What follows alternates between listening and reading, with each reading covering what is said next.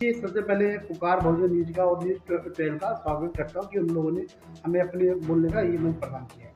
देखिए, अभी चुनाव निगम चुनाव होगा तो हमने जनता से बहुत सारे वादे किए थे और हम धीरे-धीरे एक-एक करके अपना जो भी वादा हमारा चुनाव में किया था या जो हमारा अपना काम था, तो उस काम को अंजाम तक पहुँचा रहे हैं। अभी हम लोग जहांगीरपुरी में 10 गलियों का निर्माण करा चुके हैं। पार्क के सौंदर्यीकरण का भी उद्घाटन करा दिया है, वो भी कार्य जल्दी अपना पूरा हो जाएगा।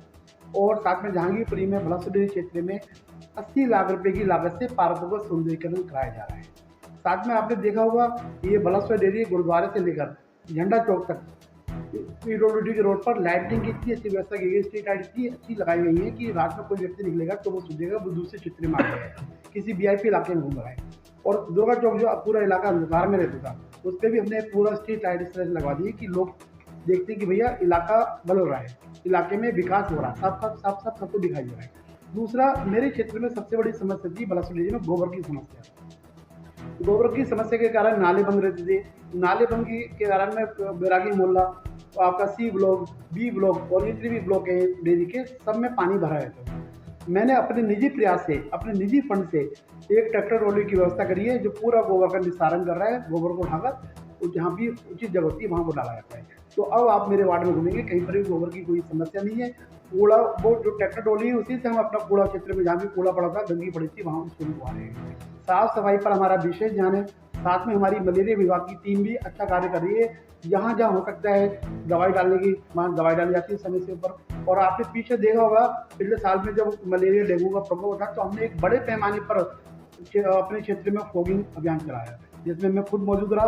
तो जो भी निगम कार्य कर रहा है, उस निगम जितना भी कार्य कर सकता है, हम अपनी पूरी कोशिश कर रहे हैं कि जनता को हमारे क्षेत्र में कोई परेशानी न हो।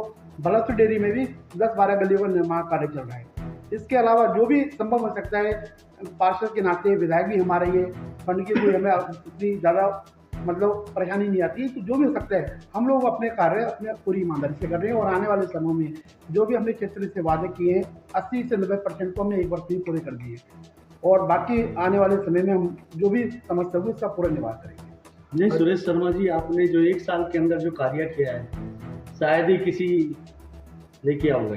देखिए, मैं खुद आपको बता दूं, अगर मैं खुद गिनाने बैठूंगा तो मैं खुद भूल जाऊंगा। जी जी जी। अभी सबसे बड़ा काम हमारा ये चल रहा है कि बलासपुर डेयरी में स्वामी श्रद्धांजलि कॉलोनी में राजीव नगर में हम सीवर कनेक्शन दे रहे हैं और सीवर कनेक्शन का काम लगभग हमारा 95% पूरा हो गया।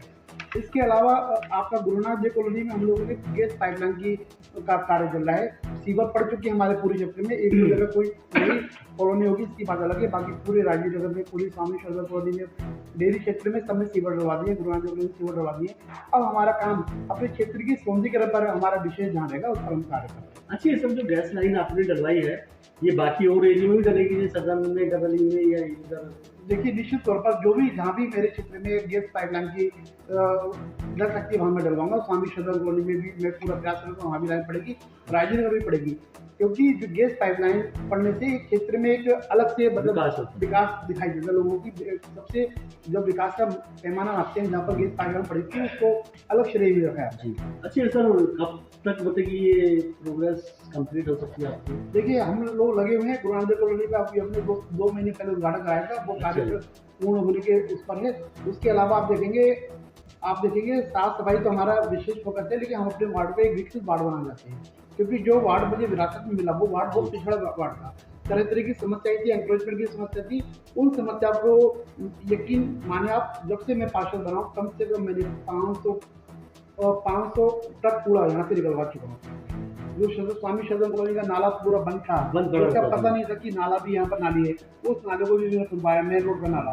उसके अलावा गली मोहल्लों में जो भी अंदर नालियाँ थी, नालियाँ पूरी तरह से बंद थी, उन नालियों को हम खुलवा रहे हैं। साथ साथ स्वामी श्रद्धांजलि कॉलोनी की गलियों का द्वार सब लोग DSID को हमने लिख दिया कि इन गलियों का निर्माण दोबारा से कराया जाए, साथ साथ नालियों का भी कराया जाए, क्योंकि एक लंबा समय हो गया, 5 साल हो गए।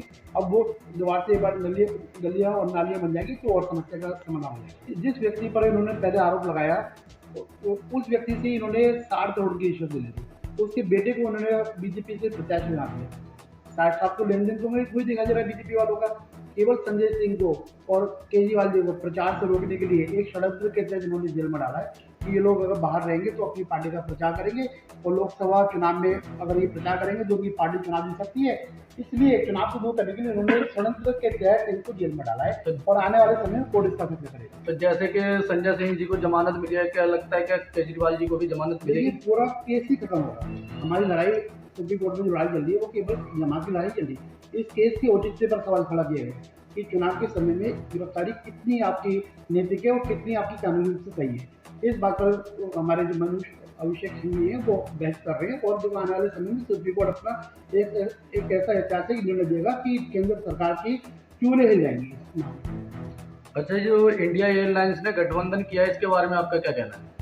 ये जो इंडिया जो का गठबंधन है इसमें ये बहुत सही समय की मांग है और आज जो समय है वो मोदी की जो तानाशाही नीति से लड़ने का समय है और पूरे देश को इकट्ठा होकर ये जो मोदी की तानाशाही है एक पार्टी की और देश बढ़ रहा है, केवल भाजपा उसको रोकने के लिए सभी दल जितने भी हमारे देश के उनको सबको साथ में आना पड़ेगा और ये स्वागत योग्य कदम है केजरीवाल जी ने और राहुल जी ने और जो लोगों ने सोच समय का गठबंधन किया बहुत ही सराहनीय कदम है।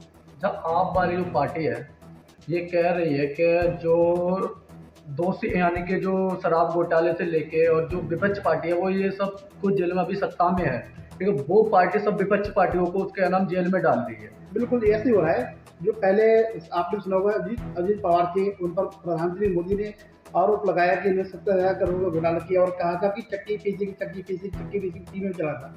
तो जब उनकी पार्टी में आ गए तो वहाँ से महाराष्ट्र से